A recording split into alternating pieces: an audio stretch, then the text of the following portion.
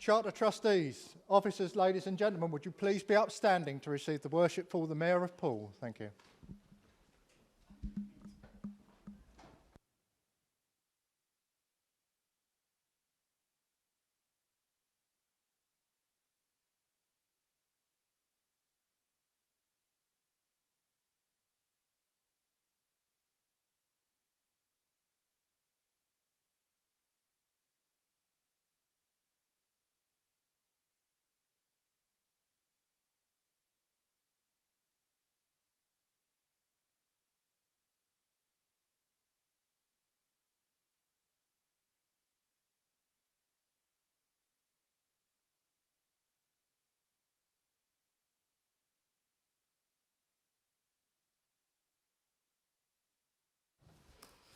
I think we have it working.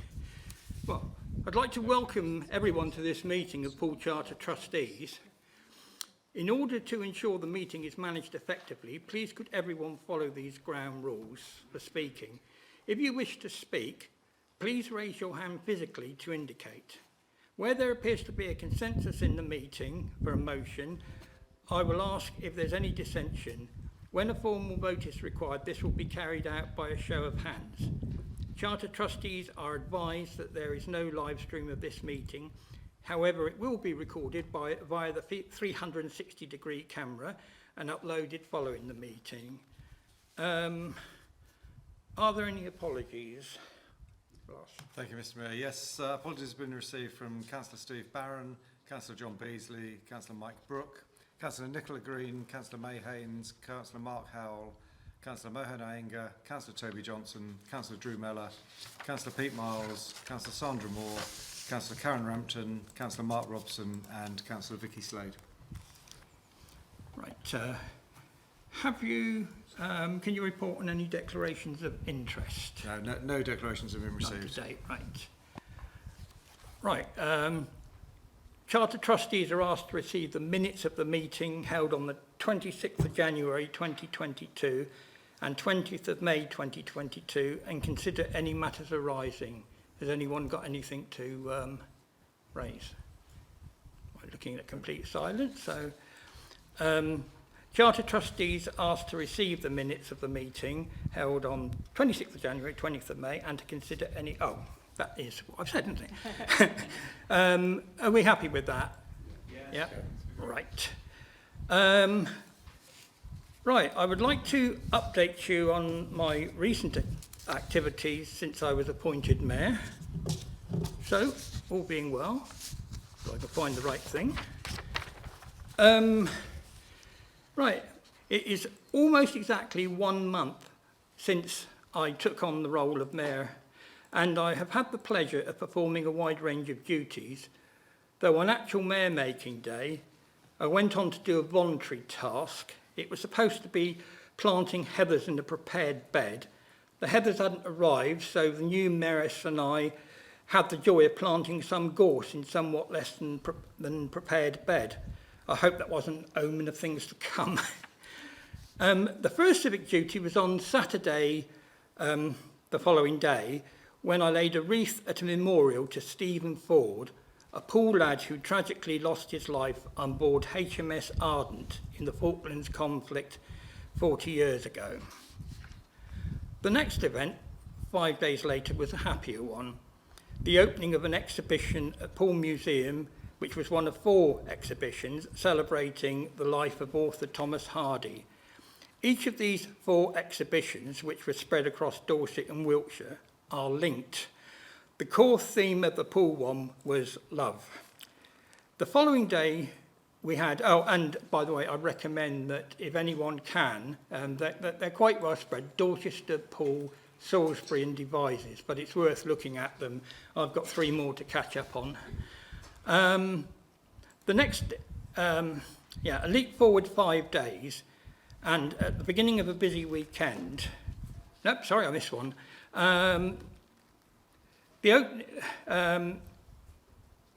The following day, 2 events, the dedication of a flag at Christchurch Priory and the opening of a garden at Heatherland School. A leap forward 5 days, and it was the beginning of a busy weekend. A weekend that included a charity garden party, the lighting of the Poole beacon at Sandbanks, that's the one that was spot on time-wise, a service at Sherborne Abbey, a variety of garden parties covering much of the former Poole borough, though I'm going to tap a couple of risks because we didn't have anything in Hamworthy or Broadstone, and a garden opening. All of these events of the Jubilee weekend demonstrated how much time and effort is put in by volunteers, often hiding behind other volunteers and not seeking the limelight, something I hope we can celebrate over this next 11 months. I did 3 more wreath layings commemorating those that departed from Poole to put their lives at risk, liberating our continent from tyranny on D-Day. This included Eddie, I can't remember his second name, he's a veteran of the landings, and there were 2 more to remember those that went to the Falklands and fought in the Falklands. At Rossmore Library, there was a presentation of a book written by a local author aimed at children trying to cope with a range of emotions, complete with some lovely cakes, baked to support the book. So thank you, Beverly Davis and Nikki Cadby. They were very nice. And a ceremony to celebrate the planting of several trees at Poole High Street by 2 local branches of Sir Optimists International. The other big event was the relaunch last Saturday, after a 3-year break, of the Harry Pay Day event on the quay. Myself and the Mayoress were surrounded by pirates, but we did get the chains back intact and neither of us had to walk the plank. I suspect that was a busier than usual month, with the Deputy Mayor taking on a handful of events at peak times. We wait and see whether there will need to be a bit of editing of the next report to avoid it taking over the meeting. So that was basically what the first month brought.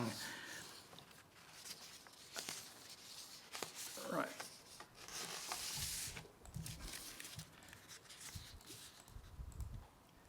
Right, we now get on to some serious stuff.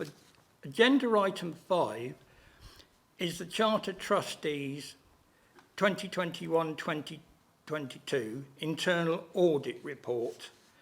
I call on Matthew Filmer, Responsible Financial Officer, to introduce the report.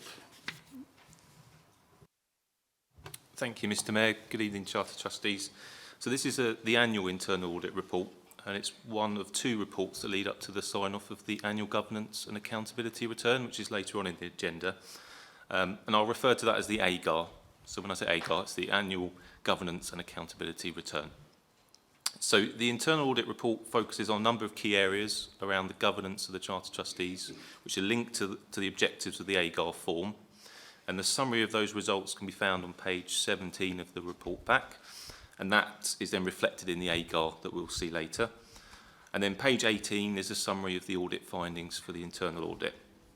Now, I'm not going to go through all those findings. I'll draw on some of the more noteworthy points.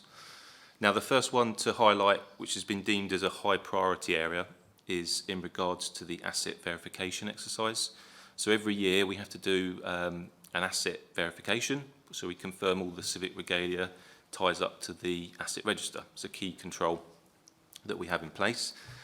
Because of the closure of the Poole Civic Centre, it was deemed that rather than doing it during the financial year at the end of March 2022, that we would carry it out during June, this current month, to coincide with that move of the civic regalia out of the Civic Centre.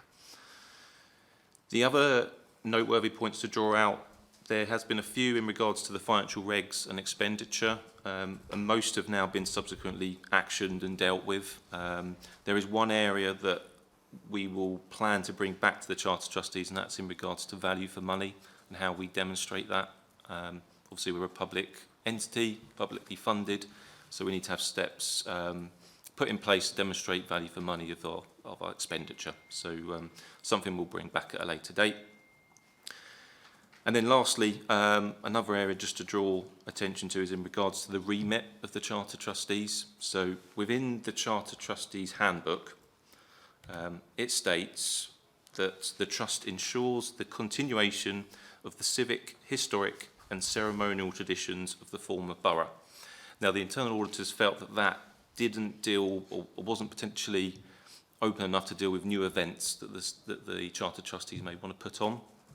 So it's proposed that within the Charter Trustee Handbook that the following wording is added, which states, and new events which are not inconsistent with those traditions. So I will stop there, Mr. Mayor, and happily take any other questions. Right. Judy, question. Thank you very much. It's extremely helpful. Can I first...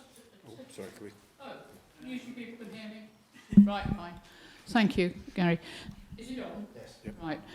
Can I first thank you for your presentation, but can we switch that? Can we make it a positive? Or can we say that is consistent rather than is not inconsistent? Why do we need to say which isn't? You with me? Let's make it a positive. Let's just say which is consistent with. So it's nice and positive and upbeat because that's what the Charter Trustees is about. Yeah, taking it forward. Thank you very much. Yep. Can I respond? Yeah. If everyone's happy with that, we're okay to change the wording to consistent. Consistent, yeah. Does anyone want to propose acceptance of that report? I'll so propose. Right. And, yep. I think I saw Mike White first. Yep. Yeah, he was in the background. Right.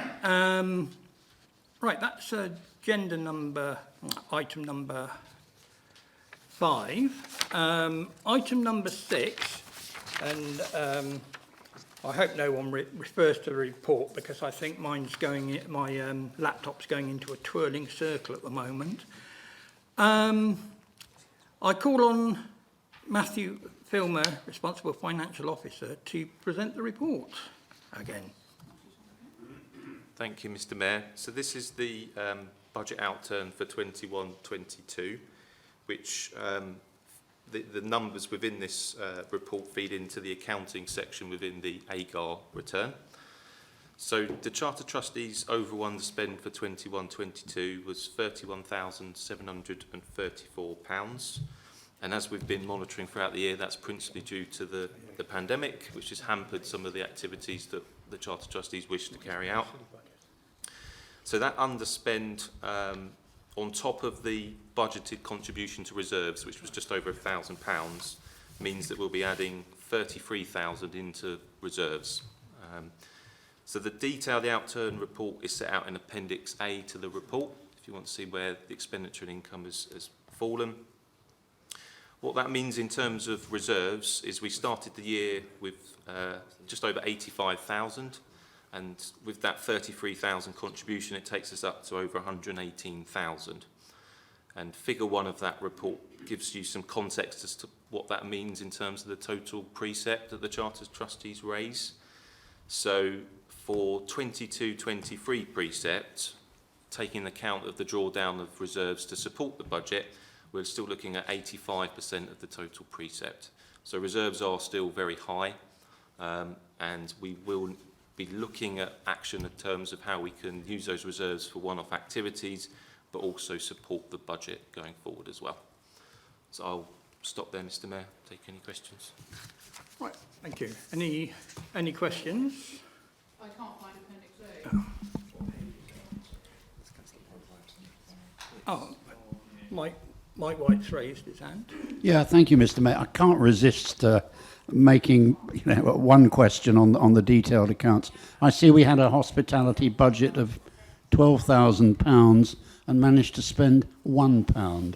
As I said, I can't resist asking what we spent the £1 on. Thank you.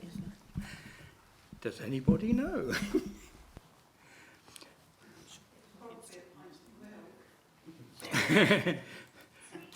I think Caroline suggested it was probably a pint of milk. Would have been the regalia talks, I think. Might have been too late. Oh yeah, a bottle of orange for regalia talks. We had a few Maybe. more than one in my year. Well, we managed to only spend £1, so that was some quite good shopping. Councillor Butt. Yeah, Councillor Butt. Thank you, Mr. Mayor. Our reserves are looking healthy. Some time ago I was mayor. 267. And in those days, we always had past badges for past deputy mayor, past mayor, and past sheriff. And I have no idea why all of a sudden the past sheriff's badge was deemed to be de rigueur and wasn't done. So as we seem to be doing so well with our funding, could we please reintroduce that? And could we please offer to those past sheriffs that we've had in Poole, which I think is 2 or 3, that we offer them that? It's always been historic that we did that. All of a sudden it stopped. I've no idea why. I couldn't get to the bottom of it. But it seems very unfair to all of a sudden certain sheriffs didn't get an award. And I think that if our funding is so disposed, I've forgotten the people who do the badges. It comes in a blue box. But if we're getting 3 for the price of whatever, surely we can incorporate the sheriff. Why don't we? That's a past office and they don't get that commemorative badge, which I think is only fair because it's been done for years. So it's out there. I'd be grateful for seconder or some support and some debate. Thank you. Right. Yeah, I actually agree with the point made there because there's a lot of things missing. I think Daniel was the next hand to show. I think Daniel was just going to say I second that, sorry. Thank you. I didn't know you all. Happy to say that. Do you want us to take that away and look at it? Yeah. Take it away. We're actually trying to get the computer up and running, but it's doing its usual on me. Andy Hadley. Thank you. This is a separate thing, assuming that's being taken away. Just in terms of the line that says the percentage of the 2023 precept, we're only needing 85% of the precept, according to how I interpret that.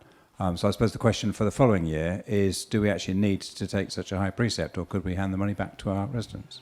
Thank you.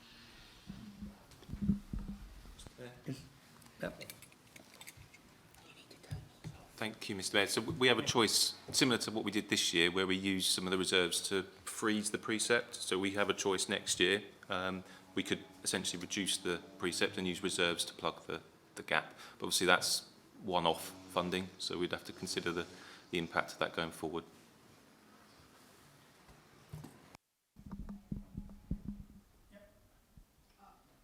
Sorry, if I can just make a very quick comment. I think obviously there are a number of issues related to the budget and the potential use of the reserves. So just to highlight, as we've done in previous years, there will be a budget workshop which can address some of these issues and the sort of direction of travel that you wish to take as Charter Trustees, which will then aid your discussions around the precepting arrangements for the next financial year. So if there are others, we can pick all of those up.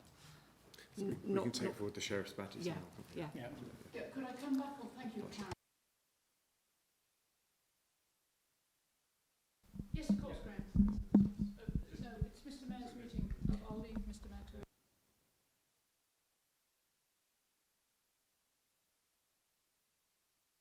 Thank you, Mr. Mayor. Thank you, yes. Mine wasn't so much reliant on budget. Obviously, we have that budget, and I think Andy's quite correct. We should always be reviewing where we sit, and we want to take as little as possible, obviously, from a council taxpayer. It's the concept. It's the equity of it. It doesn't sit well. There are 3 office holders in Poole. We are Poole Charter Trustees, and I think they're all equally important and all equally valued, and they should be, when they've served their office, they should receive that particular badge. I'm delighted that Mr. Mayor supports that, and I'd like to have an agreement today that we could do that. I don't know how much the badges are, but I don't think we should be stultified by the price, and we should be able to budget for it on a yearly basis. Thank you.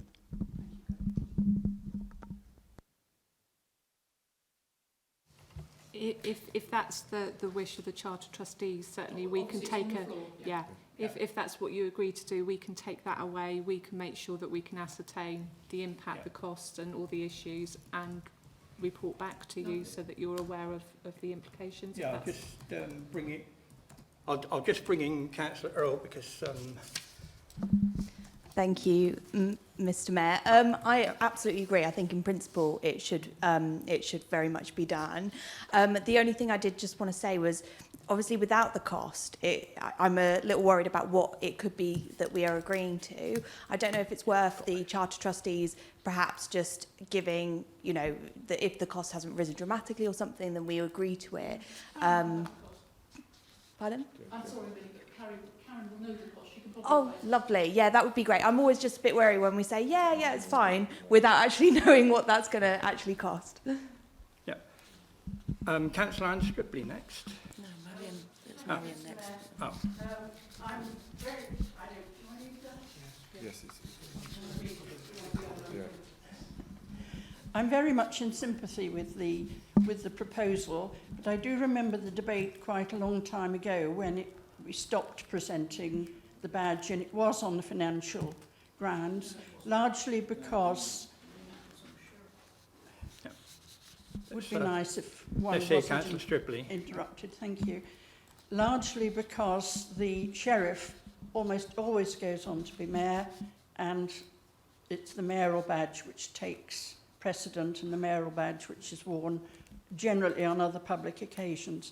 The sheriff's badge perhaps could also be worn at Remembrance Day parade, but I can't think of another occasion other than possibly the civic church service when it would see the light of day. Some time ago, I know they cost £200 or £300 each, so it would largely depend on the current costs. But in principle, I think it's a great idea, and past sheriffs should have that privilege. But there are very few past sheriffs who don't go on to be mayor and in effect have the double badges. Yeah. Thank you. Thank you. And Councillor Podovins next, and then I will chirp in. I'm very much actually following on from what Councillor Stribley said. I think it would be appropriate to give a sheriff who does not become mayor for any reason an ex-sheriff's badge. I cannot see the point, not being an ex-sheriff, I'm not really in a position to speak, but I can't see the point of having an ex-sheriff's badge and an ex-mayor's badge, and I certainly don't see any point in having, which I think was referred to, an ex-deputy mayor's badge. I definitely don't see that, because you would only have a deputy, you would only have been deputy mayor if you were mayor first, so you will have your ex-mayor's badge. There's no point in having, well, I don't think there's any point in having an ex-deputy mayor's badge. Yeah. I think this sounds like something that our working party might want to look at. But I will make a comment now, actually, because I was part of the workshop, along with a few people here, when we actually looked at the last budget and what was going to happen. Unfortunately, nothing really followed that workshop up.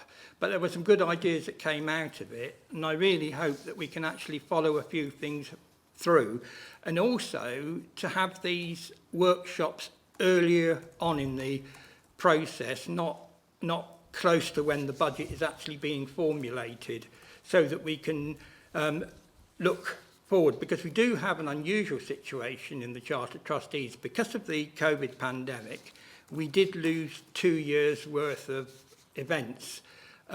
We had a couple of partial years within those 2 years, but some of the, well, a bit like the hospitality budget of £12 being, £12,000 being £1. So I think that this is the time to look at these things, and so I would hope sooner rather than later. Is there anyone else who wants to come in? Did we get a costing on the price of the badges, just as Millie asked? Well, I think... Can I put a caveat on this? I wouldn't want to say that this is an accurate cost, but we understand they could be in the region of £1,800. That's an approximate. So they are fairly expensive, but please don't quote me. That's a ballpark figure. Is that all of them or each one? I think that's each, but I think that's why my comment would be for two. Yeah. So I think, Carolyn, do you want, if you want to comment, do you want to come to a? Can we give Carolyn the radio? Thanks, Gary.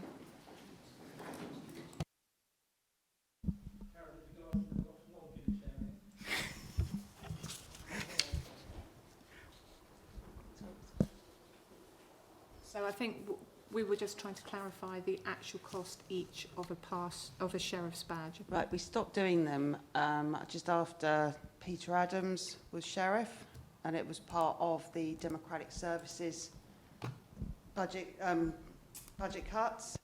So it was, because they work out, back then they were about £1,800 for the two, the past sheriff's badge and the past sheriff's lady or escort's badge. Two, yeah. So Councillor Phillips was the last person to receive a past sheriff's badge, and the decision was made by the then manager of Democratic Services and head of Legal and Democratic Services that would be a cost saving for the mayoralty. It was made by the council, yeah, for budget cuts. So since then, and it was said at the time that it was, at the end of the day, the past sheriff's badge would only be worn once a year, and that's only if the sheriff went to the sheriff's convention.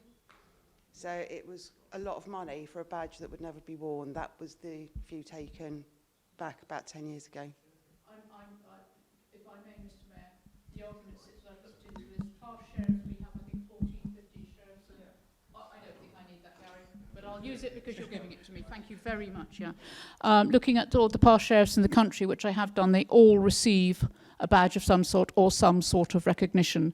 But if the Poole Charter Trustees don't wish to do that, then it's a matter for the Poole Charter Trustees. I certainly do. I think it's really important. It's an office which is something which we all pride ourselves on to get to sheriff, and then for the mayor to be honoured in such a way, and the sheriff, which is a singular office, it doesn't sit in any way, shape or form with the mayoralty. In fact, the sheriff office started before the mayoralty. To not honour it in the same way, to me, is not acceptable. But of course, if the majority of the Charter Trustees don't want that, then that obviously will be the decision that we have. So I will leave it at that. Thank you, Gary. Yeah, oh, is there another hand? Yeah. Can I just clarify about the microphones? Would that be helpful? Yeah. Councillor Stribley, and the microphone is on its way. Can I just clarify the use of the microphones? Yeah.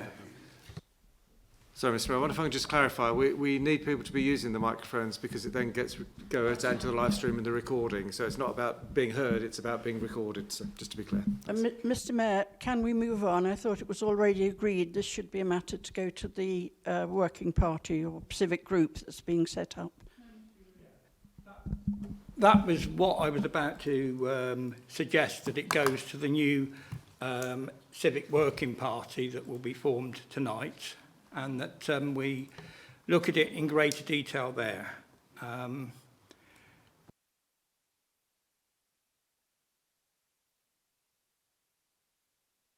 I've got to work out what thing I was on. I think it was item 7 still. Right, Millie wants to talk. There's still Millie. I think we just need to get the meeting to agree that that's Right. okay. Councillor Earle, I'm hoping you're going to agree to what we just said. Yeah, it wasn't on that. It was on when we go back to the main agenda item 7, was it?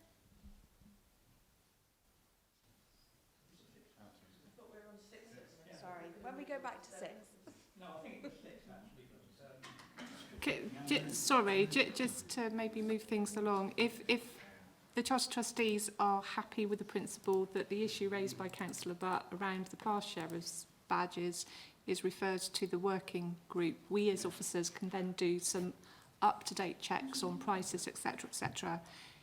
Is there agreement to? Yeah, I think there's general agreement, but I think Councillor Earle had a different point to raise. No, it was after that. I was going to... Was it? Oh, right. Right, are we happy to sign off that? Can I just ask a question, Yeah. Chair? So we're setting up the working party tonight, is that correct? Yes. So it's not a spin-off of the last working party or anything else, it's going to be a new one? So there is an item on your agenda, and I think it's probably item 9, which talks about the handbook and the nomination process for civic officers. And I think as part of that report, there's a recommendation around the establishment of, for want of a better phrase, a standing civic working group, because there are clearly a number of issues which the Charter Trustees need to look at. the flag. Obviously, you've had initial discussions. That needs so there's a whole raft of issues that could go to that standing working group. You can have discussions around it, and then obviously formulate recommendations that then come back into the formal Charter Trustee meeting. Deputy Mayor. Thank you, Chair. Okay, thank you, Karen. Perfect. However, we didn't seem to get anywhere with the last working group, if I'm truthfully honest. We didn't seem to have any meetings other than maybe a couple. If it's not going to be working properly, then it's because officer time is vital.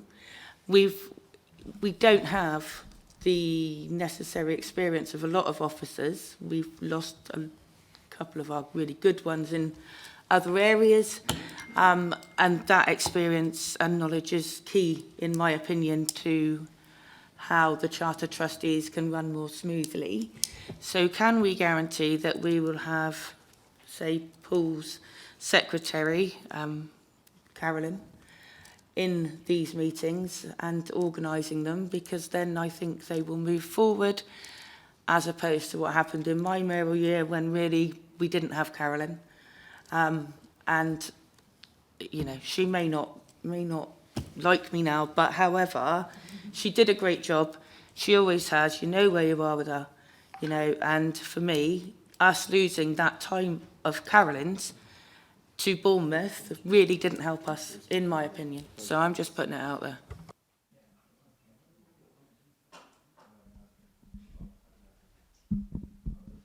Right. Delay debate till we get to that item. Oh, right. We will delay more discussion on that till the item comes up. Are we happy to accept or otherwise item 6? I'm confused. Sorry, Yeah. Councillor wants to speak on item 6. Sorry. Right.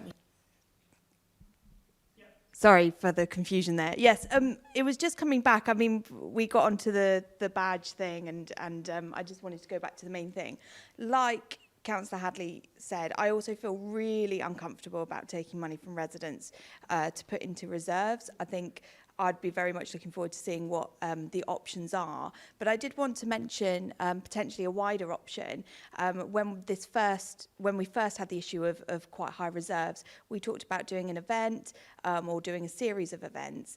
And what I wanted to suggest was potentially having some sort of subgroup of Charter Trustees to look at things like the civic calendar and perhaps have a budget from the Charter Trustees to decide what events the Civic Party and the wider Charter Trustees should take part in, fund and organise. So it was just to give that as maybe a suggestion of what could happen to those reserves. So I don't know, Karen, if you could perhaps include that in your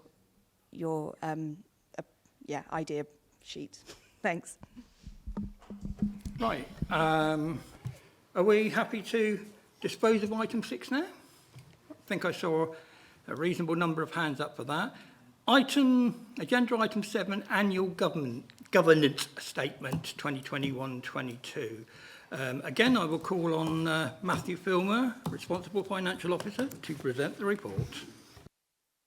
Thank you, Mr. Mayor. So this is section 1 of the AGAR return,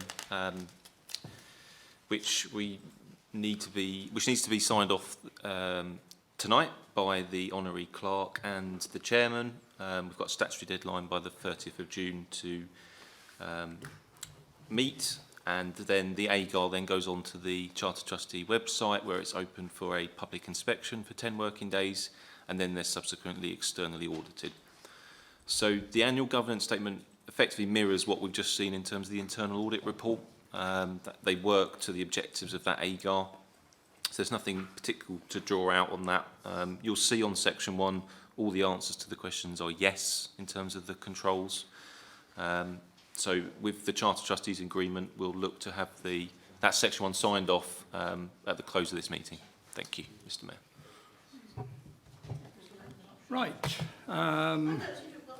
Do you want me to explain? Yeah. So explain that? Yeah. Apparently, it's a separate link on the. Sorry, Mr. Mayor, if you go back to the agenda on Modern Gov, you'll find there's 3 attachments. We've had, for some reason, the upload, and this happened last year, if you remember, the upload was blank. For some reason, it's done it again, so we've put it as a separate agenda item. So I have just been told that if you go to if you close everything down and you're on the meeting and you left click and hold the button down, then all 3 tabs will open, and it's the third of those tabs. If that's any use as a shortcut. Yes, and has been circulated separately. So we do apologise, the technology defeated us again with the ticks and the completion, but it is on there. I won't labour my technophobe views. Andy, I think I can see signalling. Thank you, Mr. Mayor. Yeah, I'm just on the internal control objectives, and there's quite a few no's, including things like that we complied with our financial regulations. Perhaps you suggested all the ticks were in the yes box, if that's not what I've got here.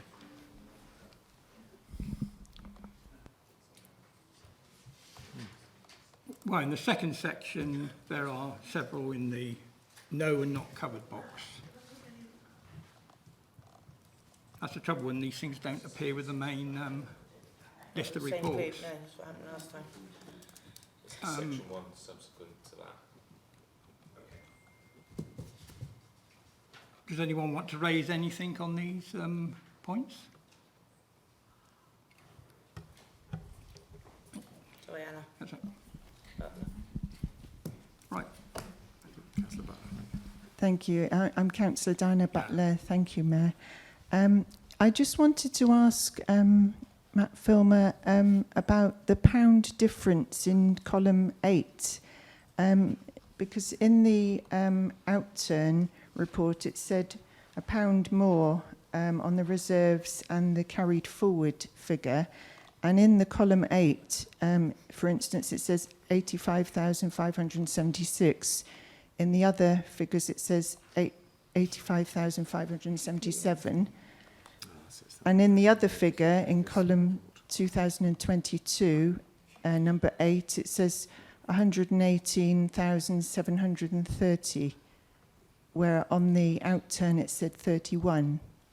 So I just wondered where the pound difference has happened. £1 on each one. That's probably the bottle of orange they found or something. That's actually on the previous report, but you know, it's sort of these items merge in one another. Are we kind of happy with the report? Yeah. Yep. Right, we will dispose of this and move on to agenda item. First, I think we probably just need to confirm. Oh, yeah. We need a formal. Yeah. Can we confirm that we're happy with that? I can. Yep. Yep. I can see a few hands. And anyone against? Anyone abstain? Right. So is so passed, yes? Figures carried. Yeah. It is Do held, you is it? want to check if there So are actually, we've got statements of accounts. Agenda item. So, Mr. Mayor, I think you just need to check whether there's anybody voting against or any abstentions. Was there any? Can I speak? Yeah. Yep. Okay. It was just regarding Councillor Butt's query. I didn't feel it had been answered, but sorry, I didn't feel it had been answered. The query about the pound. Obviously, it's only £1, but I suppose it looked as if you had an answer. Thank you, Mr. Mayor. That is on the next agenda item. That's why it's agenda item 8 that we look at the statement of accounts. But to answer the question, it is rounding. There's 2 different formats that we're talking about. One's been presented in Excel and one's been presented on PDF, and the way they work is just a bit odd. But the way the PDF is presented, that is the final figures. Okay, so confirm. So what you're signing off today is the final figures. Okay. So we're now moving on. Well, I think we were happy with that last report. We're now moving on to agenda item 8, statement of accounts. Sorry, Mr. Mayor, I don't want to be pedantic, but I think you just need to check whether anybody voted against or abstained, because I didn't see every hand. Well, I think I asked if anyone voted against. I couldn't see anyone when they did. Should we do it all again? No. I think. For clarification, I didn't vote because I was still exactly. Yeah. concerned the answer hadn't been given, so I am So happy to accept it. So Councillor Rice abstained. Right, Councillor Henry. No. Sorry. We are unanimous. Well, We're not yet. I'm sorry, I don't think I had an answer to the question I asked, which is under internal control objectives B. It says we complete with our financial regulations, and we said no. Are we happy that we're signing that?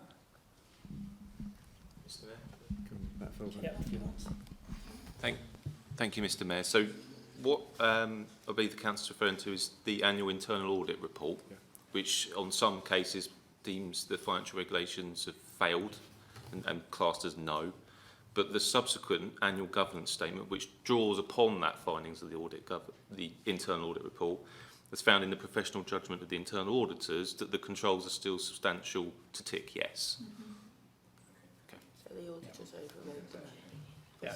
So I think we're all content on that. So we've got item 8, I think we need to... Do we still not have to vote on that one? Yeah. Then? Well, we did. We did. So we've done the yeses, the noes and the abstentions? Yeah. I think it would be helpful. Well, there's some confusion. Those in favour of accepting the report? And I can't see anyone left against. Right. I think it was unanimous.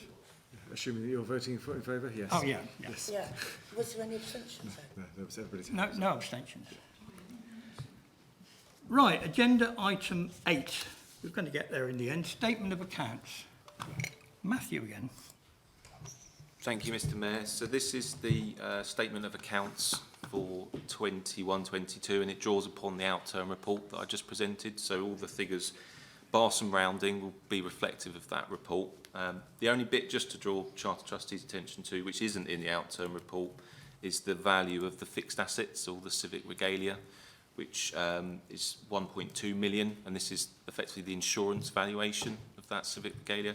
It hasn't changed from last year because we revalue it every 5 years in line with the insurance policy. So if we're all in agreement of that, it will be signed off by myself as responsible finance officer and the chairman. So I'll stop there, Mr. Mayor. Yeah, well, yeah, Deputy Mayor. Thank you, Mayor. That insurance quote, is that for every single piece of our regalia in Poole Charter Trustees remit? So everything that's gold, silver, blah, blah, blah, blah.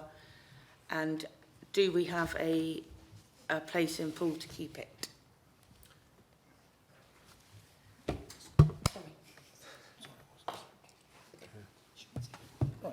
Mr. Mayor, I'll try and answer that, but I might refer over to Karen because I know she's perhaps a bit more close to it. But as I was saying, everything of high value is covered by the insurance as per the asset register. But in terms of the accommodation of that civic regalia after the closure of the Poole Civic Centre, I'm going to have to refer to Karen or Richard because I don't know the answer. Thank you. Karen or Richard? Karen. Obviously, we're in a public meeting, so what I would say is we are making appropriate arrangements for the assets to be stored within relevant locations.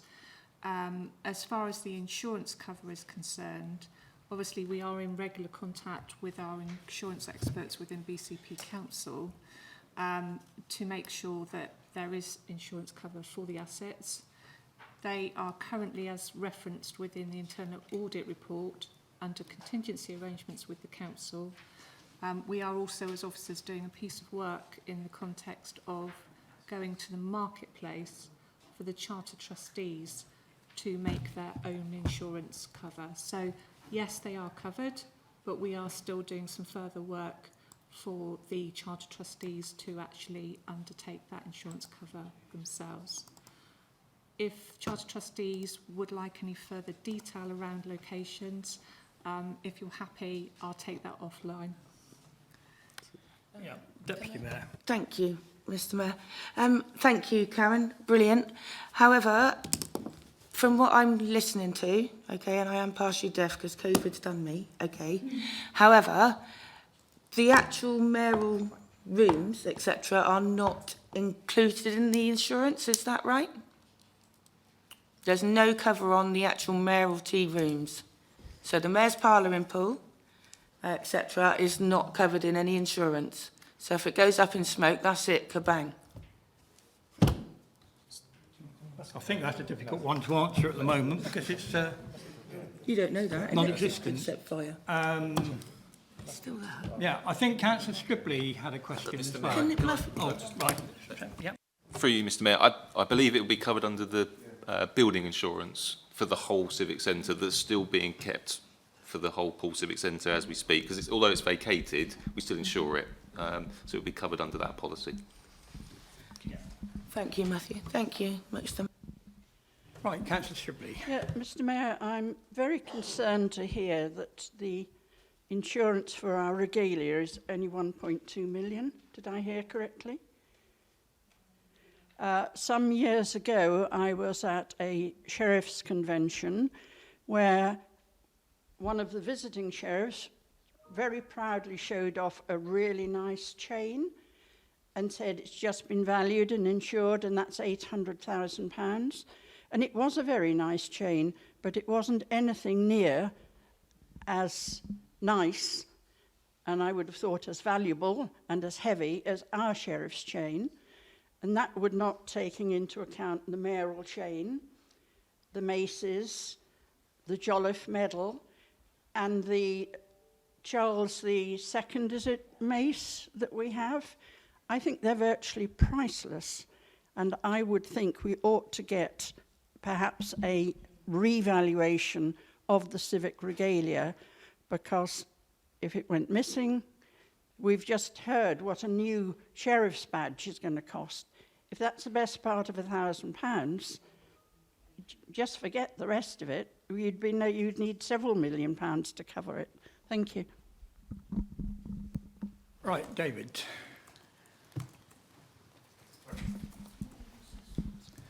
Thank you, Mr. Mayor. I just wanted to, on the agenda item, we're talking about the accounting statements, but just on the insurance question, and I noted earlier in the meeting in the reports, it talked about the insurance.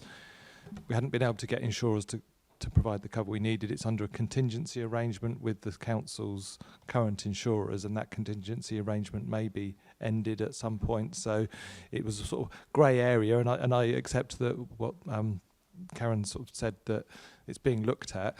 Could I just, I don't know whether to propose under this agenda item, we just have a report back to the next meeting of Charter Trustees about where we are in terms of insurance valuations, insurance coverage, and the options that we've got, or what's been put in place, just so that we actually have it, that we make sure that Charter Trustees do get a report back from officers to make sure we're adequately covered.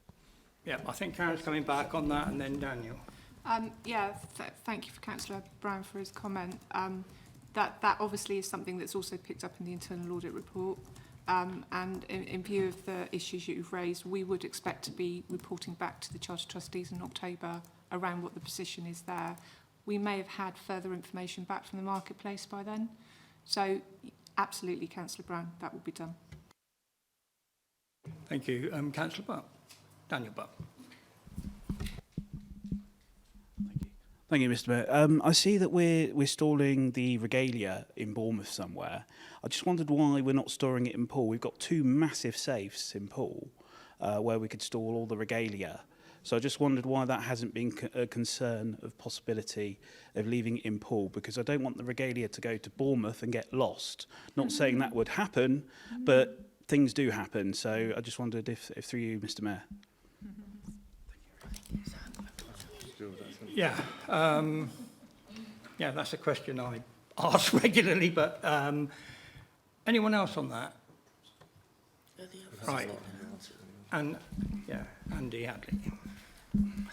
Thank you, Mr. Mayor. I think we received an email assuring us that these items would be securely stored within BCP, and we have to trust our officers to do the appropriate with them. We are in an interim situation. I like all other Charter Trustees for Poole, I'm sure would want them to be permanently located back in Poole. But given we don't have the Civic Centre immediately, they need to go to the best, most secure place we've got within BCP, and I'm comfortable with that. Thank you. Right. Thank you. Did Councillor Butler raise a hand just now? Oh, no. She didn't. Right.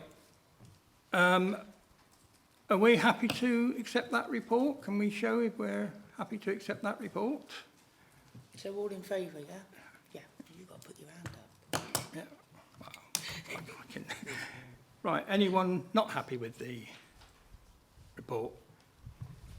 Well, I'm happy with it. We've got two people who abstained, yes? No, sorry. No? They voted for. Oh, right, I didn't see any hands. They had Well, I think Mr Mayor has inferred that we should vote. yeah, I think I saw a mass of hands, but there were two missing.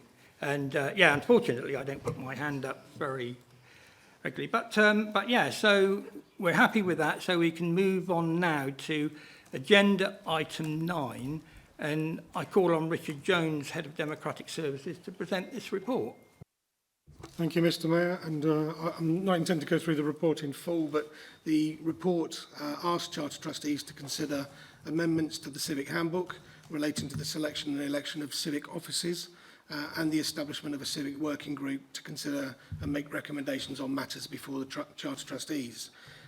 The current version of the standing orders and handbook was approved by the Charter Trustees in April 2019. Now, it's not recommended at this point that a full review is undertaken, but an amendment in relation to, as I said, to the appointments of civic offices. The report sets out a little bit of a summary of the traditions. We carried out a little bit of a research on the traditions of the former borough of Poole, and they are set out in the report. I think probably the only anomaly we have is that the former borough of Poole, in its late January, early February meeting, typically or did approve the sheriff-elect, mayor-elect and deputy mayor-elect for the following year. That was carried out under exempt information, so I can't give you the detail of what took place. I'm sure some members present will know the detail of that. But what is evident is in terms of the transition from sheriff to mayor and then mayor to deputy mayor in that sequence. Clearly, there were a few exceptions to that rule, usually by, I think they're exceptional circumstances where an office holder elect stood down typically, or some other matter that took place. So an extract of the handbook is set out as an appendix for you, and on page 43 of your pack, it sets out a proposed addition to the handbook in relation to that selection process, and formally bringing that to the Charter Trustees at your meeting in late January each year for you to continue that tradition of the former borough of Poole.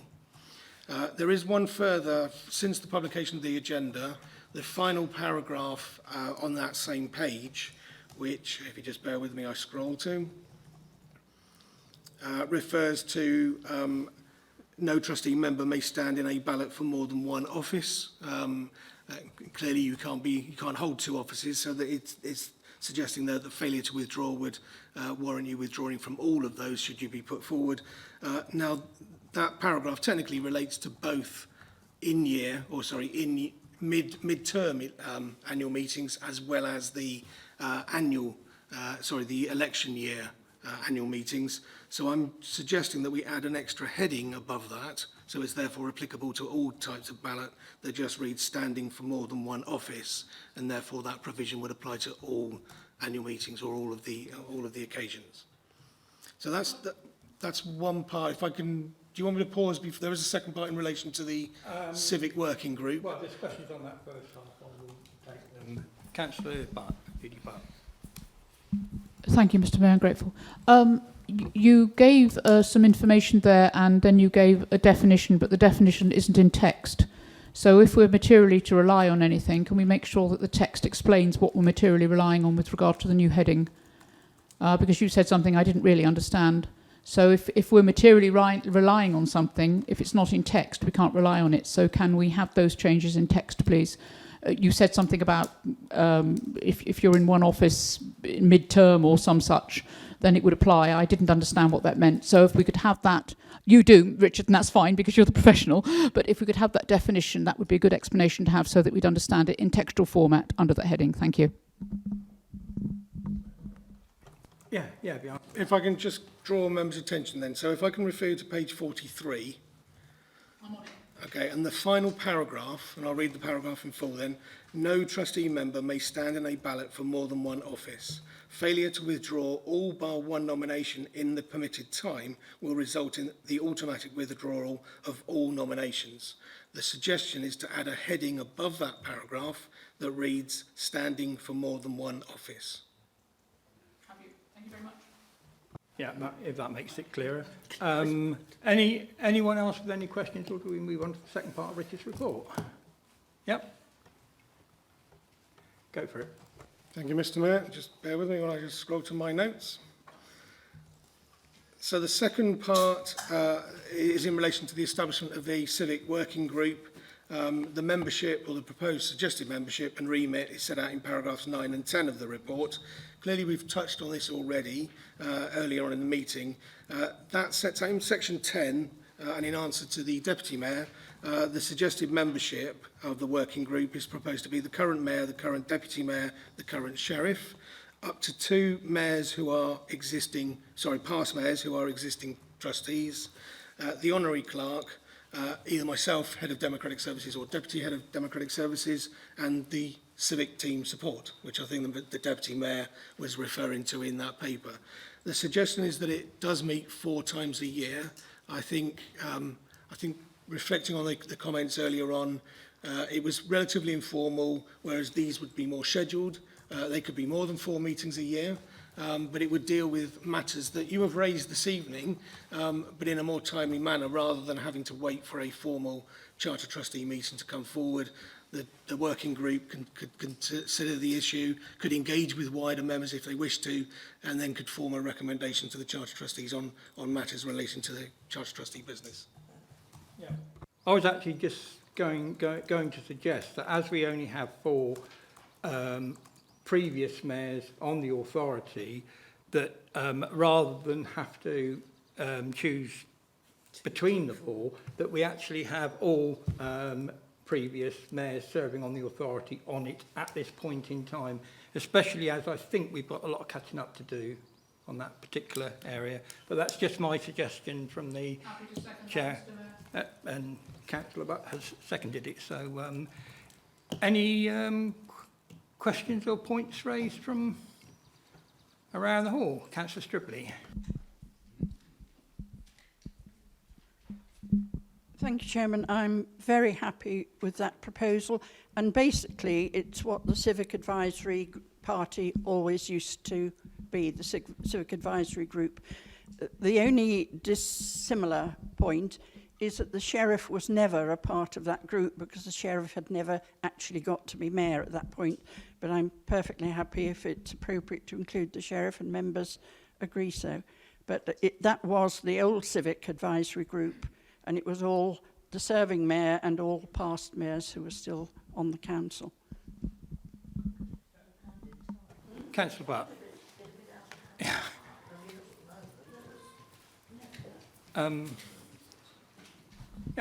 Councillor Judy. Whilst I'm loath to agree with Councillor Anne Stribley on anything, I would agree with her on that the whole precept of it was that you'd been through your time, and you'd served as a mayor and perhaps deputy mayor, and you were useful with regard to what you'd learnt. The Sheriff, a bit green, hadn't done the mayoralty, so wasn't really able to advise about finding out what it was all about at that stage. So it was because you'd done it, you were there to comment and advise on it. So I actually don't sit very comfortably with the Sheriff. It is about civic office with regard to the mayoralty. So if that's a proposal from Anne Stribley, surprisingly, I will second it. Thank you. Yeah, I think I'm actually going to make the point that I actually feel comfortable with the idea of the Sheriff being part of it, because that's actually a civic position we underutilise on Poole Charter Trustees. One of 15 in the country, and it's kind of almost an invisible position, as I found out in the past 12 months, that you actually have surprisingly little to do. But that's just my opinion that I've thrown into the mix.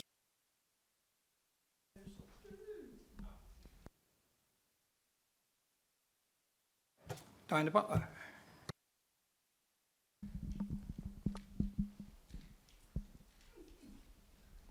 Thank you.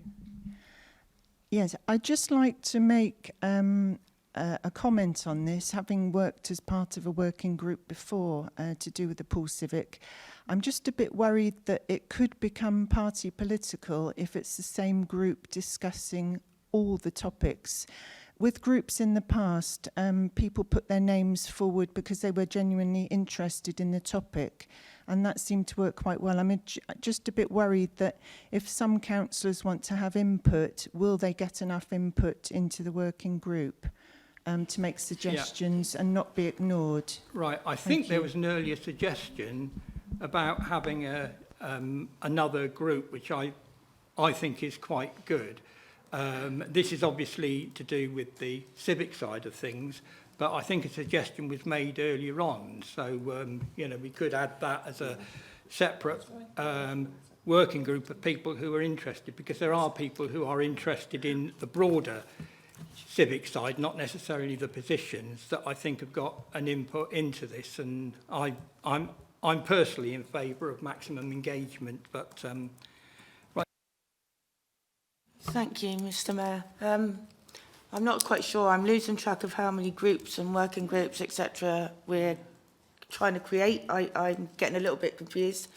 I heard that we were doing this group with the past mayors, etc. And then I heard another group being formed for something else, and I would quite like clarification of of what group is going to be doing what thing, if that's possible, please. Yeah, I think Councillor Earl made a proposal which was quite specific, but I don't know.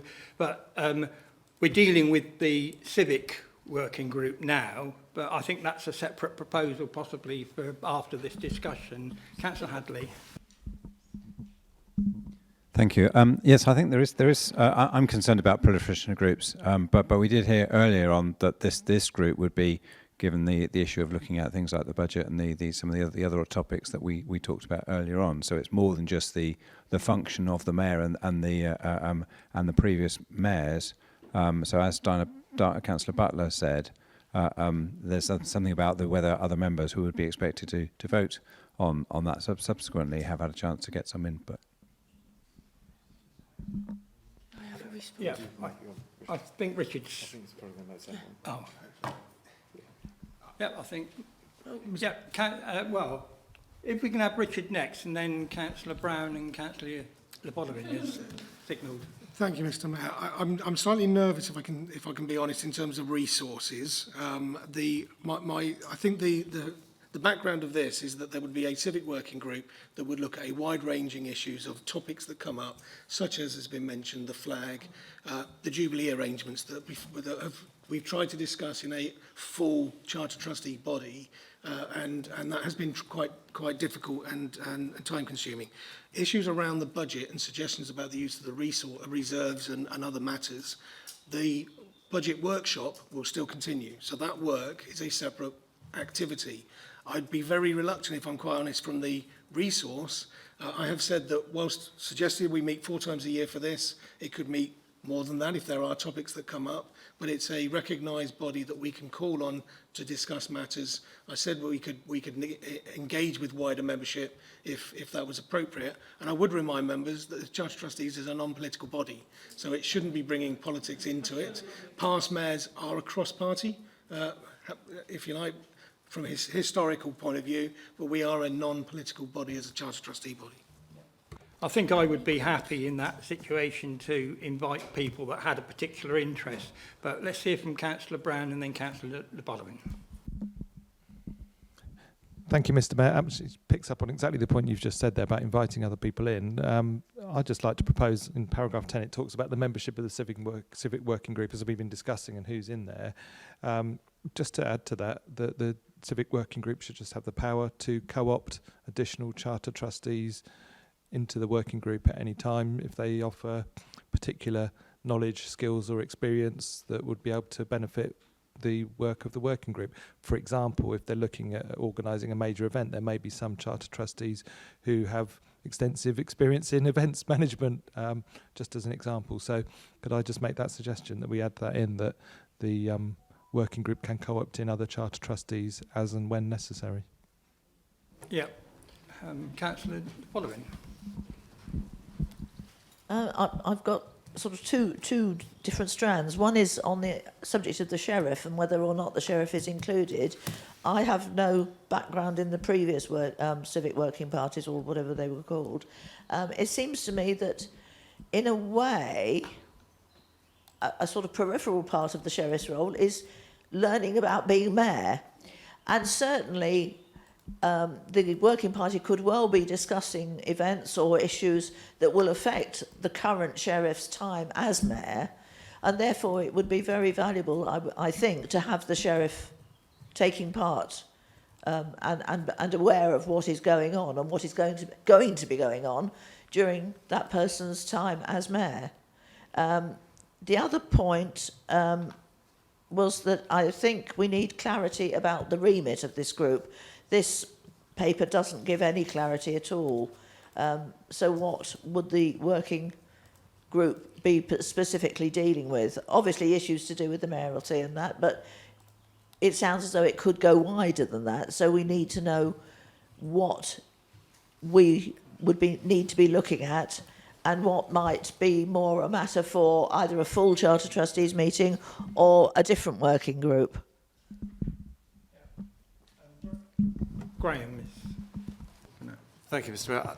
I think we were sort of rather hoping that this would be an informal opportunity for Charter Trustees to look at whatever you need to look at and bring it back. So rather than issues being discussed in the full Charter Trustees meeting, there'll be some preliminary discussion amongst the Charter Trustees to bring a recommendation forward.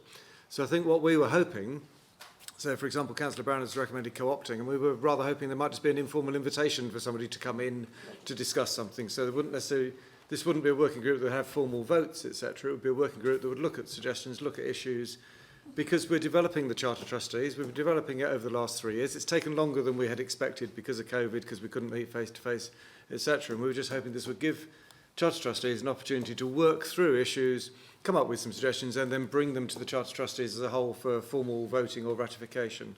So I worry that we're sort of putting too many formal constraints around it. I would much rather say, let's set up a working group, let's see what it needs to discuss, let's bring some proposals forward and see how that works, to be honest, if that's helpful. That's what we'd envisaged.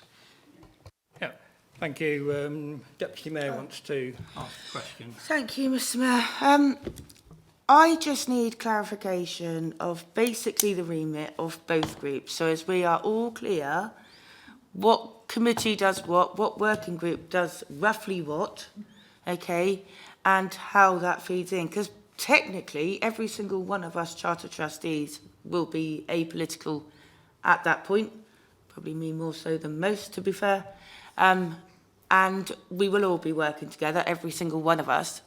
So as a group of people, as Charter Trustees, we should always be able to encompass everybody.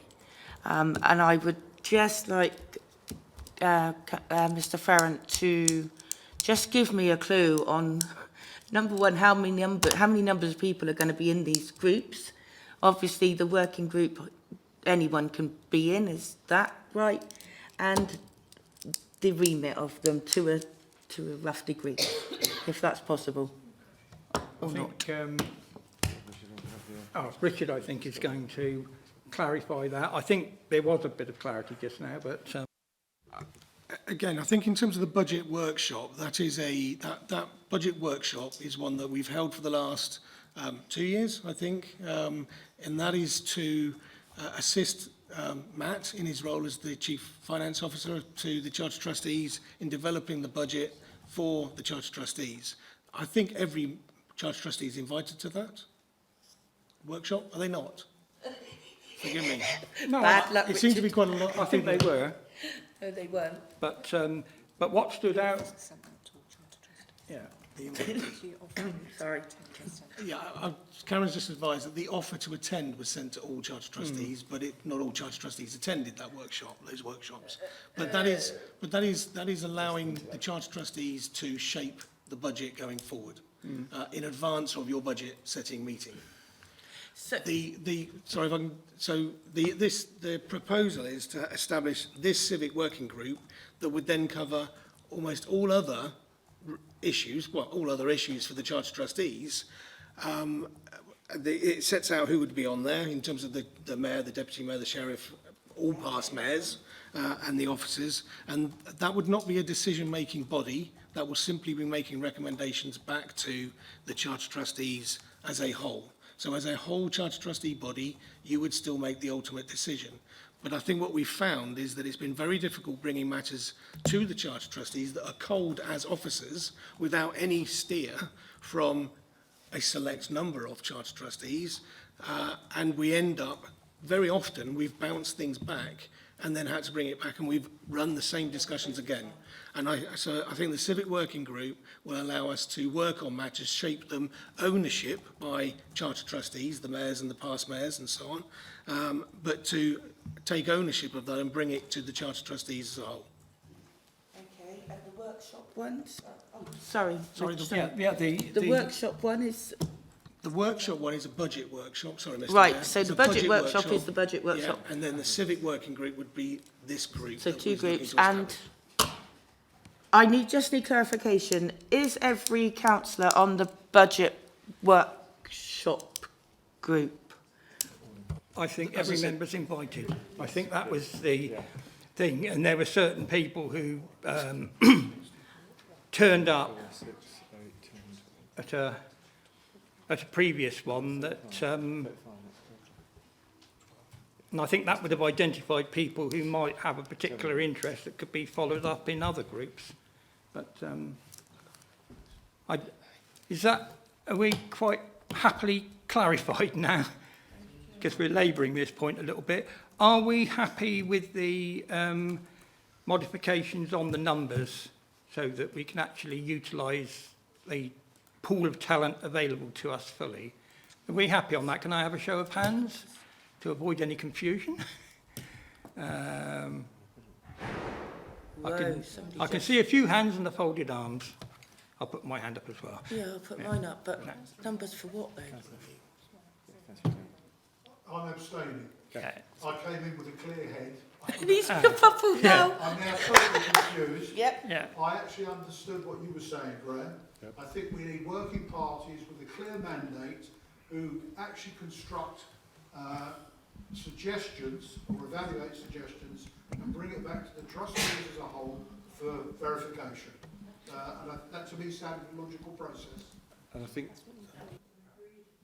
Mr. Mayor, if I may just clarify, I think what we're saying is exactly that, but just one group with those people, and it will invite people in with specialist knowledge as and when. So I think we're on the same page. Right. Thank you for joining the dots up. Right, thank you. Are we happy with that? We had one abstention and I think the rest was a unanimous show of hands. So, are we happy with that? We're now on agenda item 10, requests from the Poole Twinning Association to use the coat of arms. And I call on Karen Tompkins, Deputy Head of Democratic Services, to introduce this item. Thank you, Mr. Mayor. There's no report attached to this item. It's a request that we've received from the Poole Twinning Association for the use of the Charter Trustees coat of arms. So as officers, we don't have the authority to respond to that, so it was an opportunity to bring it forward to you and to advise you of the advice that we've received from the College of Arms. So if you're happy, I will just read out a very brief paragraph which clarifies how the Charter Trustees coat of arms can be used. They've advised that the coat of arms belongs only to the corporate body to which they've been granted, and they can be borne only by that body, which in this case is obviously the Charter Trustees. So as an example, if you were talking about a local authority, that authority could use the coat of arms on stationary signs, seal flags, etc. But they wouldn't be able to grant licences or other permissions to outside bodies to use their arms. And unfortunately, that is the case with regards to the coat of arms for the... So unfortunately, on it's not something that we could agree to. Yeah, I don't know whether Richard has got any. I will declare an interest on that because I've sat in on that for the last several months, and Councillor Andrews has put his hand up, and I know Councillor Andrews shares it. Thank you very much, Mr. Mayor. I'm speaking as the chair of the Twinning Association. Yeah, this comes from the fact that the logo that the Twinning Association has got is based on the old Poole Borough Council logo, which is obviously out of date. And we were thinking as to how, in relaunching the Twinning Association, we could be more up to date or more precise. And we fully understand and accept the answer. Karen very kindly shared that with me and my colleagues earlier. We are now thinking what alternative logo or badge or whatever we can use, because clearly we can't carry on using the old Poole Borough Council logo in the version that we've got on our stationery, etc., etc. And in fact, leading on from that, if any of you have come back from Cherbourg on a visit, we went on the first ferry back in April, and when you come off and drive out through the gate, as it were, the gantry, it's still got up there the old Poole Borough Council logos, and I think that is now being hopefully sorted out. But as I say, it comes from the fact that we wanted to relaunch the Twinning Association, and we understand and fully accept what's been said to us. Thank you very much. Right, thank you. Councillor Butts.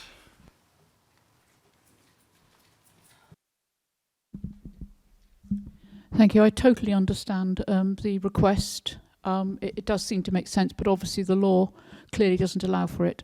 But obviously something nice and fresh we would need to relaunch, and we have a new chairman now, so it'd be really nice to see something fresh. But perhaps by some ways, Marcus, by a competition of some sort to involve the community to get, because designs are very hard to do. So sitting down with a few people in the room, put it out in the public domain and ask them, because we are twinned with another country, and perhaps even ask your colleagues on the other side whether they'd like to come up and assist, but do it as a collegiate effort rather than trying to do it just amongst your committee, is my suggestion. Thank you. Right. Oh, and Councillor Hadley. Thank you. I understand the guidance from the Society of Arms, but I don't think that makes it law. So it is disappointing, given that we have the coat of arms plastered all over bins and lampposts and Poole Bridge, for example. But I suppose the flag of Poole is and the Poole Charter, the Poole Flag Trust would very strongly say that flag belongs to the people of Poole. So rather than reinventing something, perhaps we should be using that, given that's all over the place, because it is about linking the two towns together. It's not about a little community organisation. It's about linking. The Poole Twinning Association exists to link with Cherbourg, and as I understand, the Twinning Association in Cherbourg is funded quite significantly by the authorities in Cherbourg to twin with a number of places, including Poole. So it's a shame if we can't extend our branding to an organisation which is there to promote the town of Poole. Councillor Stripley.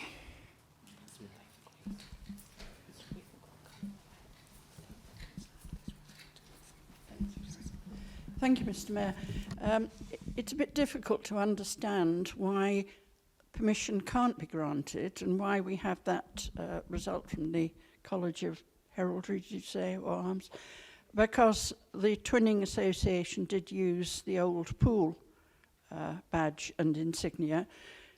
If the Twinning Association used part of the current Charter Trustees coat of arms, would that resolve the matter, and would then they need the permission, formal permission from elsewhere to sanction that? Because it does seem there should be a practical and easy solution to this. Yeah, I think we were at the last meeting. They were looking at the Poole flag as or a variant of the Poole flag as the logo, but perhaps Councillor Andrews can clarify that. Yeah, I've got it up on my screen at the moment, and that's probably one you may be talking about, the flag. Yeah, and that's probably, compared with the crest, probably if you're driving past the sign or the Cherbourg roundabout, is something which is a bit more visible than the crest, which, with all due respect to the crest, is similar to other crests up and down the country. You know, the thing with the dolphin and the cockle shells is clearly more identifiable.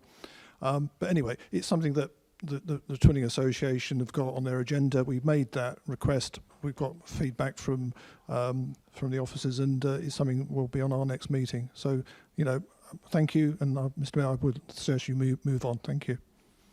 Yeah, thank you. I think unless anyone else has got anything to say, I don't think there's a vote needed on this because it was a report back. So we're on to agenda item 11, notices of motion. I call on Councillor Felicity Rice to move a motion as set out in the agenda.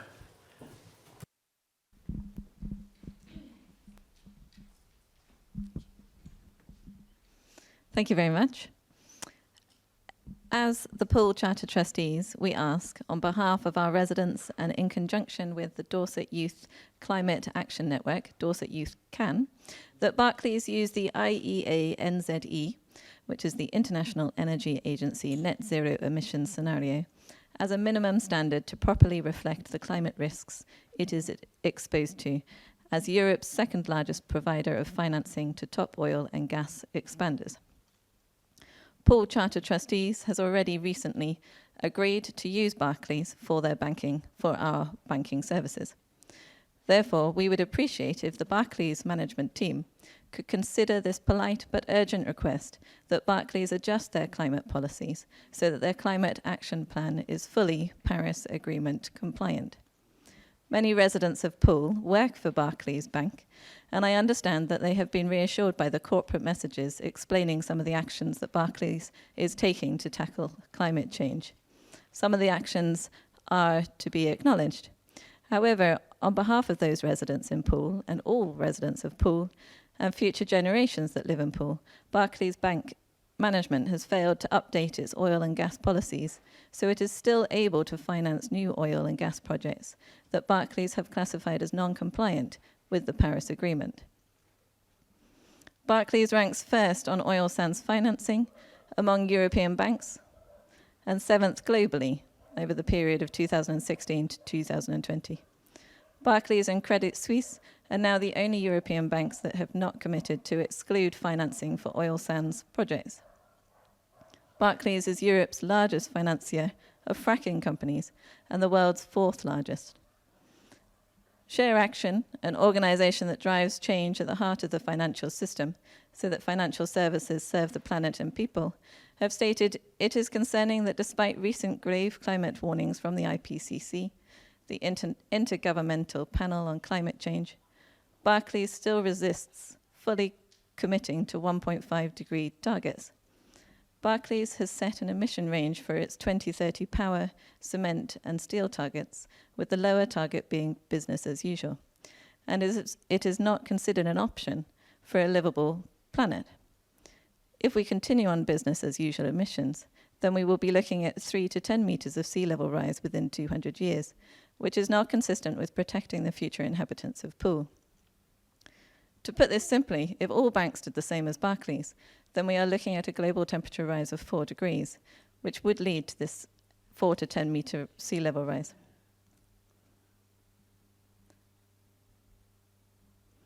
Carry on. Thank you. On behalf of Town of Poole and its residents, this is unacceptable. Therefore, please, can you either update your climate policy in line with the request from Share Action, or we would, of course, very much welcome the Chair of Barclays, Nigel Higgins, to come and have a chat with us and perhaps a slice of homemade cake and see how we can resolve this disparity between our future residents being able to live in Poole and the policies that Barclays continues to follow. Therefore, as stated, we call on Barclays Bank to use the IEA NZE, International Energy Agency Net Zero Emissions Scenario, as a minimum standard to properly reflect the climate risks it is exposed to as Europe's second largest provider of financing to top oil and gas expanders. Thank you. Right.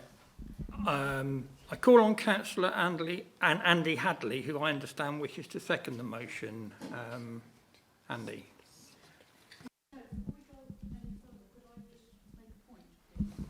Can we let Andy second it, and then I'll call you afterwards? Yeah. Thank you, Mr. Mayor. Yes, I'm very happy to second this. You are what you buy, and we have moved to a nation that buys things in supermarkets and then bemoans the loss of the high street. And it's the same with how we spend our money in all areas. This is compatible with the declarations that the BCP councillors made for a climate and ecological emergency, and there are very direct climate impacts for our area, for the runaway impacts of burning fossil fuels and other measures.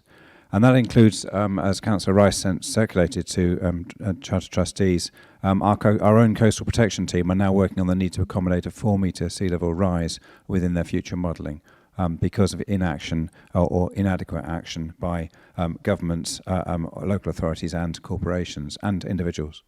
The oil sands that Councillor Rice mentioned is hugely destructive to the natural environment, particularly in Canada. There are whole enormous areas that are laid to waste by it. And fracking, likewise, there are strong examples of contamination of drinking water and inducing earthquakes.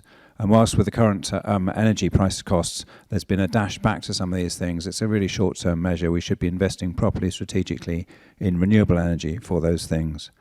Barclays International has a big presence within BCP, obviously the Barclays House, but they are still local, and they have a corporate social responsibility, and big corporations have a corporate responsibility. I think it is very timely for us in accepting and following the BCP Council's declaration to use Barclays, that we do remind them that on behalf of our residents, we do want to see the planet still here and livable for humans in the decades to come, and that we would like them to do their bit to help us to retain that. Thank you. Right, thank you. Councillor Judy Butt was the first to indicate. Thank you. I just wondered, the motion which Councillor Rice read out is far more extensive than the actual motion we have in front of us. Could we have a copy of Councillor Rice's motion, because it was doubly long and had a lot more information in it? So it's more helpful if we actually had the motion which she's putting rather than the précis which we seem to have at item 11. Thank you. Yeah, I think Councillor Rice might want to explain that, because I think it was added information, and then Councillor Stripley next. Yeah. Yes, the motion is simply the first paragraph about the International Energy Agency net zero emissions. I did add some extra comments, but I thought I was allowed to do that because I was introducing the item. So apologies. I can certainly circulate that, but the main motion is what you've received. Right. Brevity always helps us. Councillor Stripley, I think, is next. Thank you, Chairman. Whatever sympathies we have with this motion, I believe it's totally outside the remit of the Charter of Trustees, which has a very carefully set agenda and terms of reference, and I don't think this applies to us at all. Don't know if anyone wants to comment on that one. As I say, it was certainly something suggested at the last meeting of the Charter Trustees. Mr. Mayor, if you may, this was considered whether or not it was a permitted motion. Barclays are a service provider to the Charter Trustees, and as a consequence it was accepted that it would be appropriate if the Charter Trustees wish to make a representation to a service provider of its as a customer. Right. Any other members want to... right, Councillor O'Neill.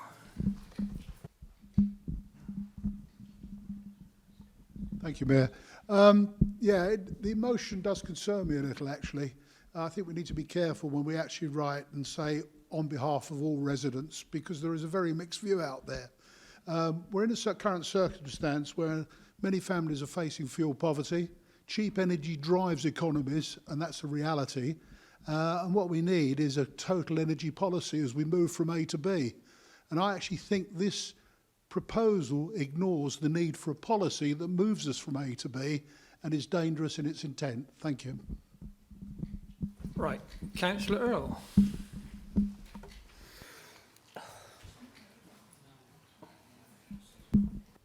Thank you, Mr. Mayor. I disagree. I think that we absolutely should support this motion. Not only, you know, personally and on behalf of my residents do I disagree with the use of Barclays Bank as a provider, but we obviously came to the agreement as Charter Trustees that there was no way around that. I think this is a good way, and quite a productive way actually, that as Charter Trustees we can say to the bank and to the wider public that we don't support Barclays, you know, quite frankly, horrendous treatment of the environment. I believe we have a job as their customers to send that message, and if we're not going to send it by boycotting them as a bank, then we can at least send it in an envelope. Thanks. Right, I think Graham wants to point something out at this point in time. Thank you, Chairman. Mr Mayor, sorry, just very briefly to point out to all councillors that you are now at 12 members. That is the quorum. If another councillor leaves, then you are inquorate. So I just wanted to draw that to attention as some people have gone. 6, 8, 10. Yes, there are 12 councillors present. So it would be really helpful if people could just remain, at least to complete this item. Yeah, well, I think if there's any fresh points to put, let's put them. And then I think we need to, whilst we're still quorate, decide whether we support it and by what margin or otherwise. Thank you, Mr. Mayor. Climate change is very, very important, but the issue is if we feel so uncomfortable about Barclays being unethical, why on earth did we bank with them? So why didn't we go to an ethical bank like the Co-op or somebody that does have those ethics that sit comfortably with where we are? I don't have enough information here to make a decision, so I will be abstaining. Any call which improves, I would support, but it's just saying it will improve. It's not saying how or the backstory. But again, my point is, if we're so unhappy with a bank that is deemed to be unethical because of their practices, why did we go with that bank in the first place? So I will be abstaining on this. Thank you, Gary. Right, Deputy Mayor. Thank you, Mr. Mayor. My ward, massive demographic difference. And for me, I have, as much as I know we need to save the climate and we signed up to that, I totally agree with it. What I don't agree with is the fact that my residents can be having 2-3 jobs. You know, they are still going to food banks. They are still using every single waste not, want not, whatever, to feed themselves and their families. Every bill is going up in the country. To get to work is costing them an absolute fortune. Buses aren't necessarily running everywhere. I'm lucky, but not everybody is in Poole or BCP. So for me, I can't support it because I have to think about the residents that are actually here and now fighting every day to survive. And at some point, we're going to have food banks on every corner, so I just can't. Yeah, Councillor Earl, and I will move to a vote shortly. Thank you. Can I just clarify, is there a cost to this which is going to cost residents? I don't understand. Is there? There's the writing of a letter, presumably. So is that going to cost residents? Depends whether I end up writing the letter. But yeah, I think a point I would make actually in response to this is that what we're talking about is a long-term issue, which unfortunately is not as long-term as it used to be, and that today's problems are just a thing on the way. And actually, they would be far worse if we hadn't done something already. But Councillor Rice, I think, wanted to say something, maybe sum up. Thank you.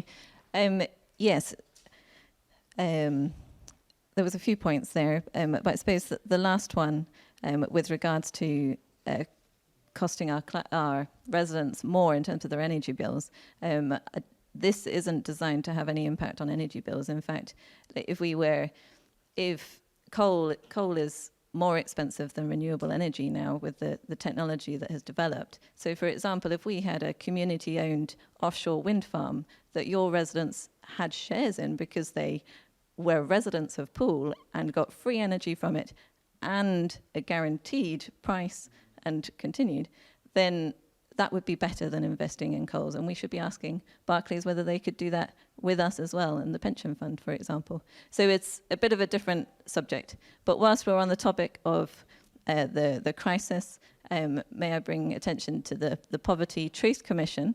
So it would also be great to get somebody like the chair of Barclays along to the Poverty Truth Commission to discuss poverty. I think we're... But other than that, I will finish. Thank you. Strolling into that. I think we know what is proposed. I think there should be a vote now. Those in favour and those departing whilst we quorum it. Yeah. Those in favour, 1, 2, 3, 4, 5, I shall vote in favour. I don't know. 7, 8. And those against. I'm against that. Yeah. And two abstentions. One against, I can't see Councillor O'Neill. Against. So 2 against, 2 So, abstentions. 2 against, 2 abstentions, and The mayor's writing the letter. and in favour. Yep. And all I can say is keep the substance brief. Yep. Okay. Anyway, I think that was the last item on the main agenda. We're not quorum anymore, but is there any other business that anyone has to... We can't, we're not quorum. Well, Maybe for an informal discussion. Yeah. It's not quorum. Can I do request a future meeting? Yep.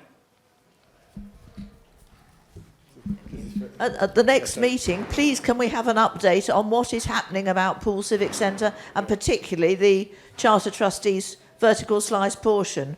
Because although I've had an email sent round, I still feel totally in the dark. I thought a decision had been made. It's now been rescinded at the stroke of a pen. Where are we, please? Yeah, I'm hoping to submit a question on that basis at the next council meeting. So, well, with that, I think the meeting is over. Would you please stand whilst the Civic Party retires?